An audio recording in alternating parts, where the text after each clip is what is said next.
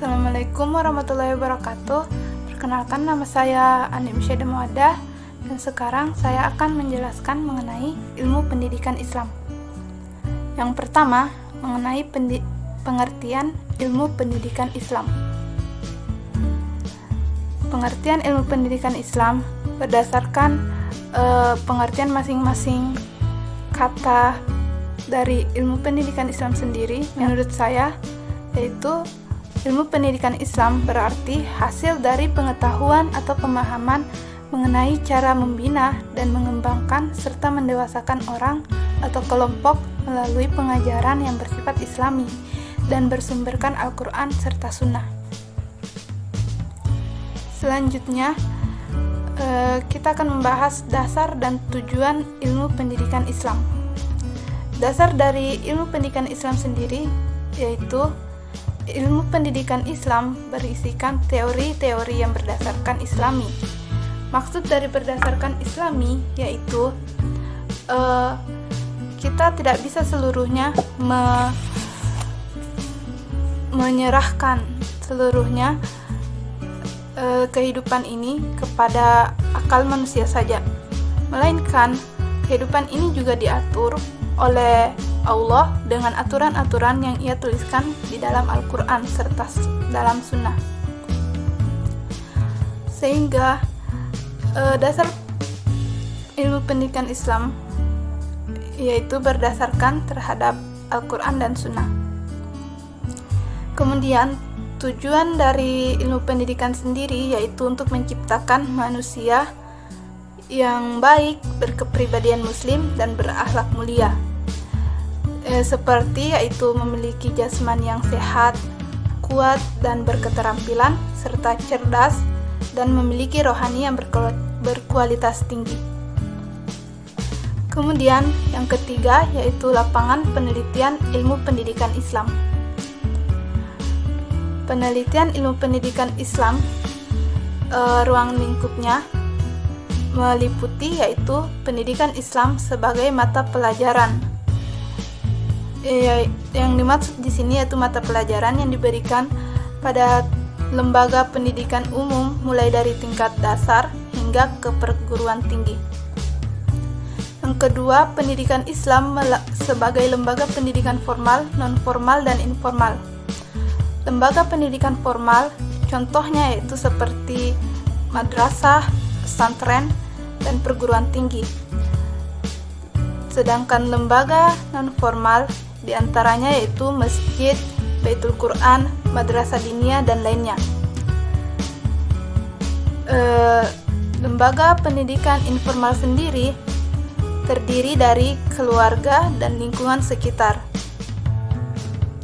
Kemudian ketiga, pendidikan Islam sebagai sistem, yaitu mencangkup dasar dan tujuan pendidikan Islam sendiri, seperti mencangkup tenaga pendidik, peserta didik, lingkungan, kurikulum, metode, dan evaluasi, yang semua hal ini merupakan sistem dari suatu pendidikan itu sendiri, dimana jika salah satunya hilang, maka bisa saja pendidikan itu tidak akan berjalan dengan baik. Keempat, pendidikan Islam sebagai konsep dan sejarah. Pendidikan Islam dalam konsep mencangkup mengenai penelitian konsep-konsep pendidikan Islam dalam Al-Quran dan hadis. Sedangkan dalam sejarah yaitu mencangkup penelitian sejarah pemikiran dan kelembagaan. Materi keempat yaitu alat-alat pendidikan Islam. Alat-alat pendidikan Islam sendiri terbagi menjadi dua, yaitu alat yang berupa hardware atau dalam bentuk benda dan alat yang berupa software atau dalam bentuk materi dan tindakan. Alat yang berupa hardware contohnya itu pendidik, yaitu orang yang bertanggung jawab atas proses pengajaran peserta didik.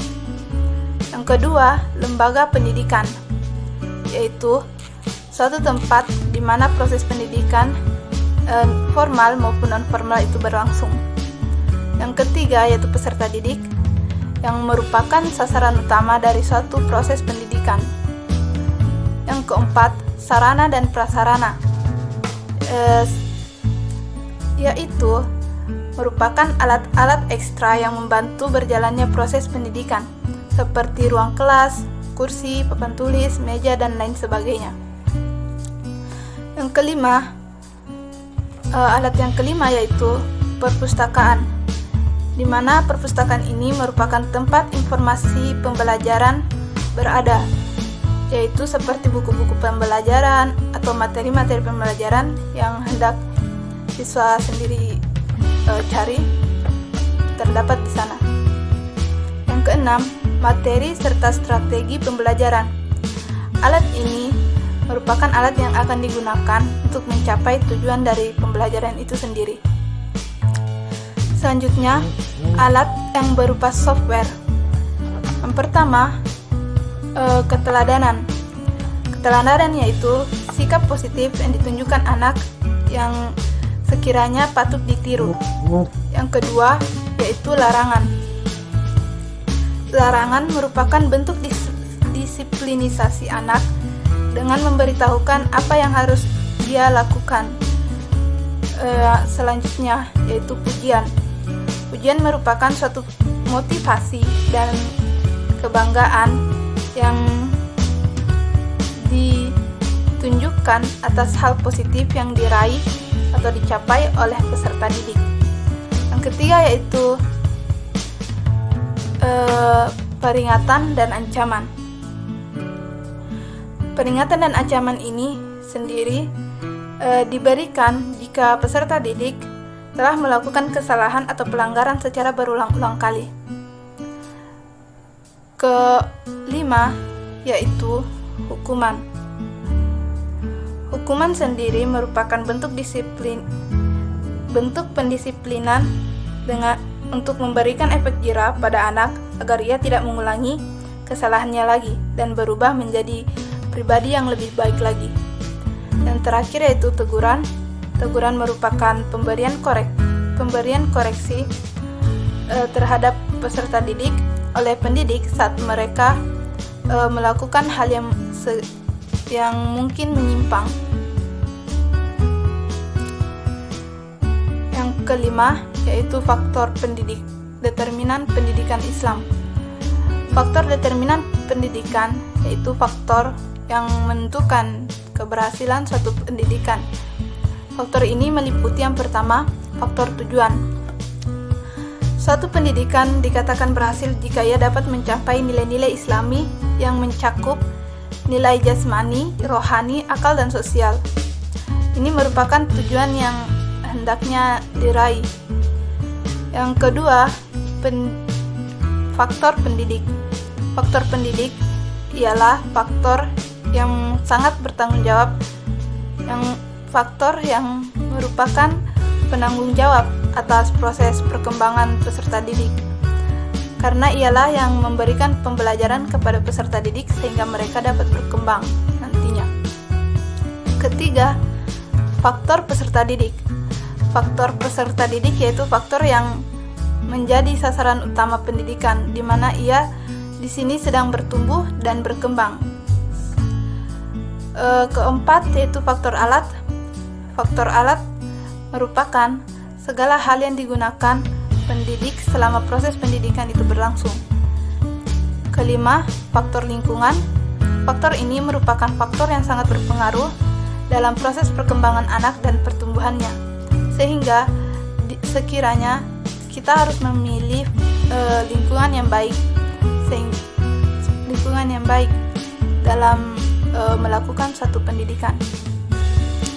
Lingkungan yang baik ditandai jika lingkungan tersebut dapat memberikan efek positif terhadap anak dan memiliki hal-hal positif yang dapat ditiru. Materi terakhir yaitu materi ke-6 yaitu aliran-aliran pendidikan Islam. Aliran pendidikan Islam merupakan suatu paham tentang pendidikan Islam di mana dalam mengembangkannya atau membina potensinya, manusia harus melakukan pendidikan tersebut sesuai dengan pandangan Islam. Contoh-contoh aliran pendidikan Islam diantaranya aliran nativisme. Aliran ini memandang bahwa setiap anak yang lahir telah memiliki potensinya sendiri yang nantinya akan berpengaruh pada hasil perkembangan dirinya. Aliran naturalisme, yaitu aliran yang memandang bahwa setiap anak yang lahir memiliki pembawaan yang baik, namun pembawaan itu rusak akibat pengaruh dari lingkungan sekitarnya. Yang ketiga, aliran empirisme. Aliran empirisme mengemukakan bahwa setiap anak yang lahir itu bagaikanlah kertas yang putih bersih yang dilapisi lilin. Bagaimana mereka ke depannya nanti tergantung bagaimana orang tua serta lingkungan sekitarnya mendidiknya.